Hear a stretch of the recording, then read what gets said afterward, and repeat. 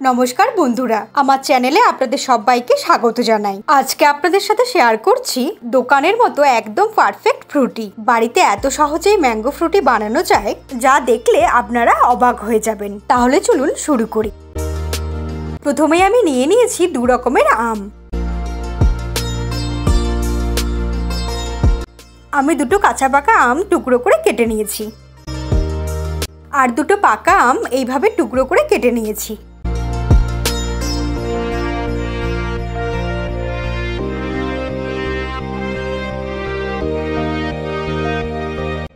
এইবার আমগুলোকে পেস্ট করে নেব।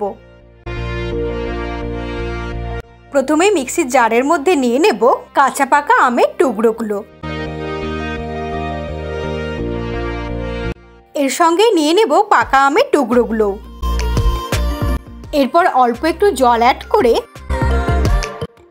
একটা স্মুথ পেস্ট আমরা বানিয়ে নেব।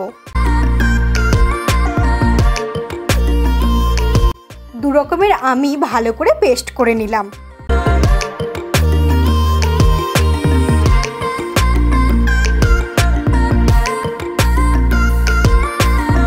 এরপর একটা কড়াই নিয়ে নিয়েছি, এর মধ্যে পেস্ট করে নেওয়া আমের পাল্পটা নিয়ে নেব।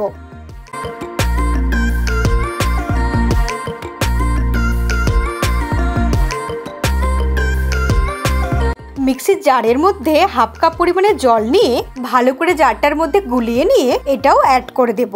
এরপর ওভেনটাকে অন করে দেব। তারপর ফ্লেমটাকে মিডিয়ামে রেখে আমের পাল্পটা নাড়তে শুরু করব।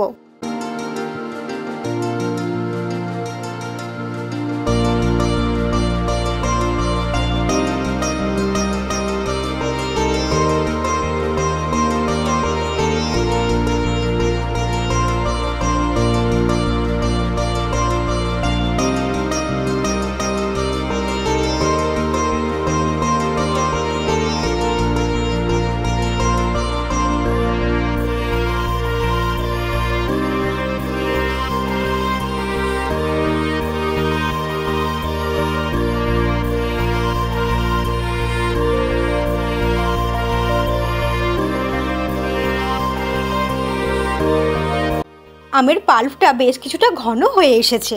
এই সময় এর মধ্যে অ্যাড করে দেব হাফ কাপ পরিমাণে চিনি। তবে এই মিষ্টির পরিমাণটা কাঁচা আম কতটা টক আর পাকা আম কতটা মিষ্টি তার উপর নির্ভর করে চিনিটা কিছুটা পরিমাণে বাড়িয়ে বা কমিয়ে নিতে হবে। চিনি অ্যাড করার পরেও এটাকে মিডিয়াম ফ্লেমে রেখেই আমাদের নাড়তে নাড়তে রান্না করতে হবে প্রায় 4 থেকে 5 মিনিট।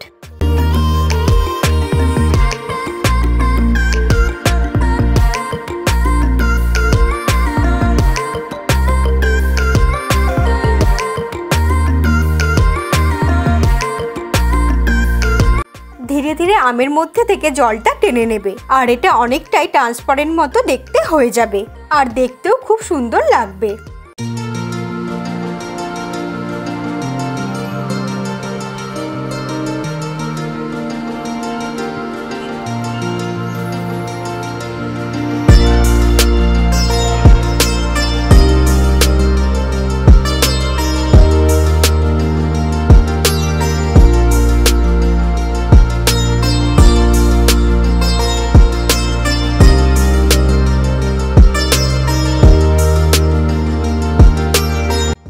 আমি প্রায় 5 মিনিট মিডিয়াম ফ্লেমে রেখেই এটাকে নাড়তে নাড়তে রান্না করলাম, আর চিনির পরিমাণটাও একদম ঠিক আছে, আর অনেকটা ঘনও হয়ে গেছে। এই সময় এর মধ্যে অ্যাড করা যেতে পারে 1 টিস্পুন ভিনিগার বা 1 টিস্পুন পাতিলেবুর রস। ভিনিগারটা অ্যাড করলে প্রায় 3 থেকে 4 সপ্তাহের মতো আমরা ফ্রিজে স্টোর করে রাখতে পারি। তবে আমি কিছুই ব্যবহার করব না, সেক্ষেত্রে 3 থেকে 4 দিন ফ্রিজে স্টোর করে রেখে মোটামুটি সার্ভ করতে পারি। এইবার এটাকে অফ করে দেব, তারপর কিছুক্ষণ ঠান্ডা হতে দেব।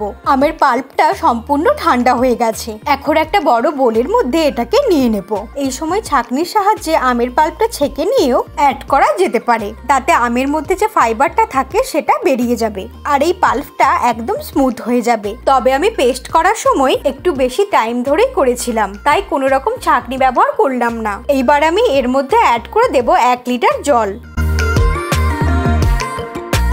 তারপর একটা হাতার সাহায্যে খুব ভালো করে মিক্সড করে নিতে হবে।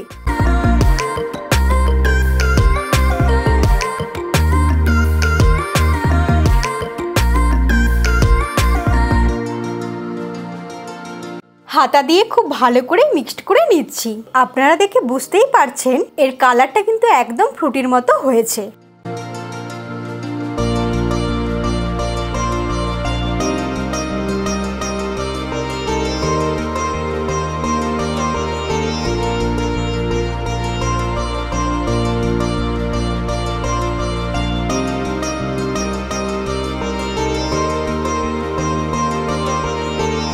এই ফ্রুটির কনসিস্টেন্সিটা ঠিক এইরকম হয়েছে, যেটা একদম বাজারে কেনা স্লাইস বা ফ্রুটির মতো একদম পারফেক্ট কনসিস্টেন্সি হয়েছে। এটা যখন আমি গ্লাসে সার্ভ করব আপনারা দেখে বুঝতেই পারবেন না এটা দোকান থেকে কিনে আনা না বাড়িতে তৈরি করা। সার্ভ করার আগে কিছুক্ষণ ফ্রিজে রেখে এটাকে ঠান্ডা করে নেব। তবে আপনারা যদি সঙ্গে সঙ্গে সার্ভ করতে চান, আমি যে 1 লিটার জলটা অ্যাড করলাম সেক্ষেত্রে একদম চিল ঠান্ডা জল অ্যাড করতে হবে। এইভাবেই তৈরি হয়ে গেল খুব সহজে বাড়িতেই দোকানের মতো একদম পারফেক্ট স্বাদের ফ্রুটি, যা বাড়ির সবাইকে একবার সার্ভ করলেই চমকে যাবে।